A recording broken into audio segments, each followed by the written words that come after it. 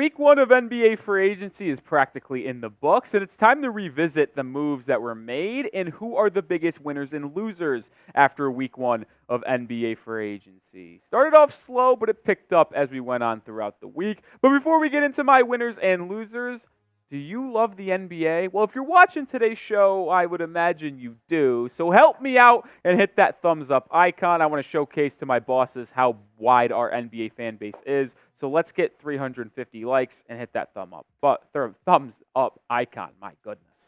All right, the first winner, Philadelphia 76ers. This should surprise absolutely no one, right? They made a lot of splash moves so far in free agency. Obviously, it was headlined by the big-time signing of Paul George. George, the former Los Angeles Clipper, signed a 4-year, $212 million deal with the Philadelphia 76ers. But it's actually the surrounding moves that made me a lot more happy and intrigued with the 76ers offseason. You think of Andre Drummond coming to the team, Eric Gordon, Kelly Oubre. I did not expect Andre Drummond to sign for $210. I didn't. I simply thought he was going to get closer to $7 or $8 million per season because he was one of the best backup centers in the NBA. Think about this. Mo Wagner, he's a cool player, but him getting 2 for 22 from the Magic, I would rather have Drummond's contract, if you're asking me. Eric Gordon being a vet min signed to that backcourt and be maybe the lead bench scorer is very nice. And Oubre, another player. I thought he was going to get close to the full mid-level of 12.8. You get him at 8.1.5 on a yearly basis. That's a steal. And not to mention, you also locked up your long-term guard of the future in Tyrese Maxey. They have made nothing but fantastic moves.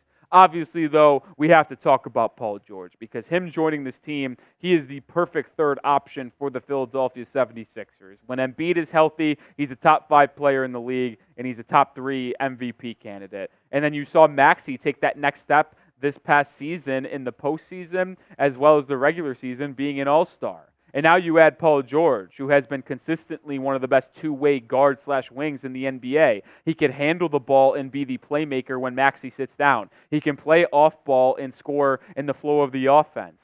He is a perfect third option, and you can't double any of them because you can't double off Embiid, you can't double off Maxey, and you can't double off Paul George. They are going to have one of the most dynamic offenses in the NBA, and I trust that they are going to be a top 2 team in the Eastern Conference at bare minimum, assuming no injuries. If they're healthy for a majority of the year, they will be a top 2 team in the East. But the question is, can they not just be a top 2 team in the East? Can they be a top 1 team in the NBA? Let me know your thoughts. Can the 76ers win the NBA title with their current roster? I think they can. I'm also not sleeping on Jared McCain, their 16th overall pick.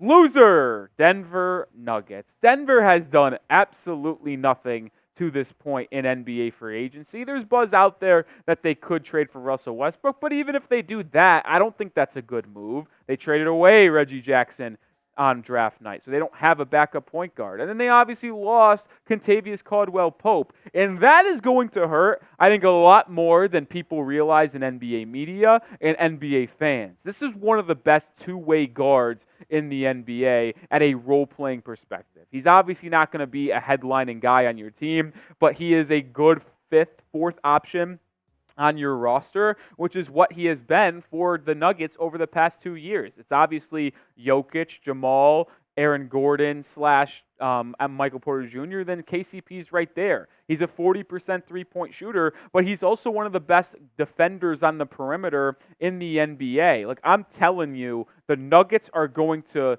feel his loss. And then now you think that this is back-to-back off seasons that the Nuggets have lost a key contributing piece. They won the NBA championship, so they're probably still happy. They probably still don't care, and the fans aren't going to be that upset because they finally got a title, right? But losing Bruce Brown after winning the championship, and then the year after you lose KCP, they're really hoping Peyton Watson and Christian Brown take that next step, and I'm not so sure they're ready to do so. And specifically in that two-guard spot, who's going to start for them? They're also going to be hoping for a big-time improvement from second-round pick a year ago, Julian Strawther. Winner, Golden State Warriors. And you might be a little puzzled on why I have them as a winner, but I think they have made nothing but fantastic moves this offseason. They lose Klay Thompson, and they lose Chris Paul. Chris Paul, non-mover for me. Everyone knew he was going to be off the roster in some capacity, and I don't even think Chris Paul was ever a good decision from Golden State in the first place. I understand they wanted to get rid of Jordan Poole, but for CP3 made no sense in my book. Losing Klay will hurt, sure. But you add De'Anthony Melton to be the Chris Paul upgrade. You get Kyle Anderson on the wing, an experienced veteran who has impacted winning everywhere he goes. And then you get Buddy Hield. I absolutely love these moves that the Golden State Warriors have made to surround Steph Curry. And I only think it's a setup move.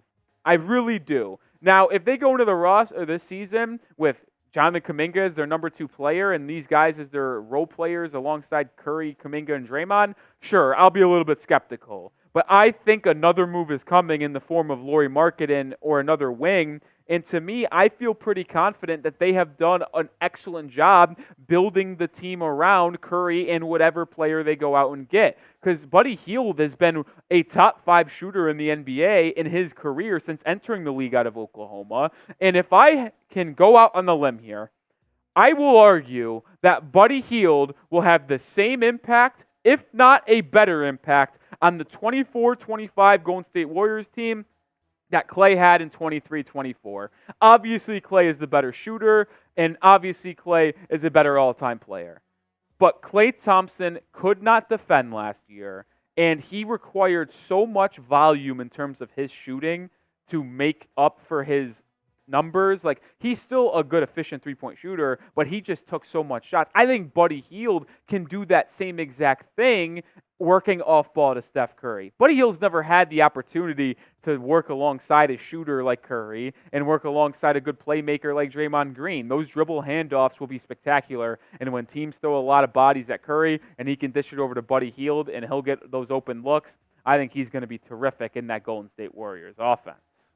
Make sure you are subscribed because we have every single move in NBA free agency covered on the channel. So subscribe and turn on notifications so you don't miss a thing.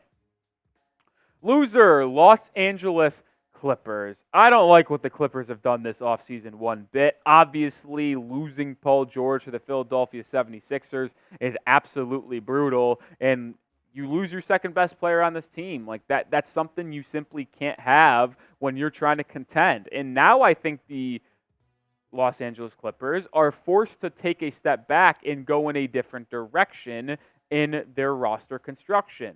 They re-signed James Harden, yes. They still have Kawhi.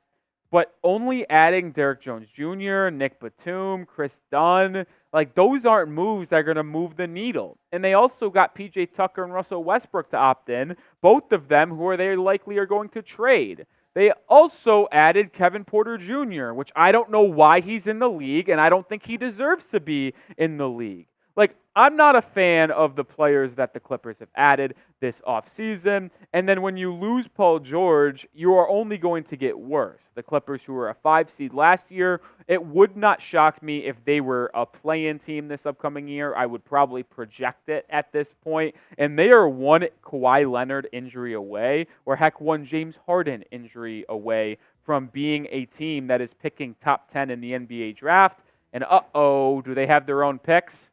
No, they do not. The Oklahoma City Thunder do. Let me know, though, who is the biggest loser in 2024 NBA free agency to this point. I think it's the Clippers or Nuggets, but you let me know your thoughts down below. Final winner here is the Dallas Mavericks. I really liked what the Mavs have done. And shout out to their front office for making the finals. They lose in 5 games, and they just did not sit on their laurels and say, you know what, we'll be back. We like what we have. We're a young team. No, they went out and made some adjustments. And here are the upgrades to me. They obviously get Klay Thompson, Najee Marshall, and Quentin Grimes. Quentin Grimes coming in a trade, Marshall and Klay in free agency. But if you just think about the roles on these players going from Tim Hardaway Jr. to Klay Thompson, Klay doesn't play any defense anymore, but he is a more efficient and better shooter than Tim Hardaway Jr., and he's more consistent. So that's a massive upgrade. Derrick Jones Jr. and Najee Marshall, they're similar. DJJ got 3 for 30. Najee got 9 for 27. So Najee's $1 million cheaper per year. But I think Marshall's a better fit because he's on the same tier as defensive players on the perimeter in my eyes. But Najee Marshall's a better three-point shooter. So he's someone you can't sag off of because he shot 37.5% from 3 last year. And maybe right now, probably Josh Green is better than Quentin Grimes, but in the limited role Josh Green had, I think Quentin Grimes can do the same thing. Grimes is arguably a better three-point shooter, probably is, and Grimes was a good defender for the Knicks a couple of years ago in the postseason. So I think there is a chance that Quentin Grimes ends up being a more impactful player on this Mavericks roster than Josh Green. So to me, you at least have 2 full upgrades, or maybe all 3 can be considered upgrades. The biggest question, though, for Dallas, even though they have upgraded their roster, can they win the West again? It's going to be tough because the Timberwolves are only getting better after adding Rob Dillingham, Terrence Shannon Jr. in the draft and getting another year of growth of Anthony Edwards. The Thunder are going to be the favorites to come out of the West. Another year of SGA, another year of development with Chet and Jalen Williams, plus they add Isaiah Hartenstein and Alex Caruso. I'd probably put the Mavericks as the 2nd or 3rd best odds to come out of the West, but that's the biggest question. Can they repeat in that conference? That is it for this video, winners and losers. We'll be back with another video on the channel with the latest NBA news and rumors. So make sure you are subscribed here, youtube.com/chatsportstv. Whether it be myself, Patrick Seatman, we'll have you covered with a video. So be subscribed.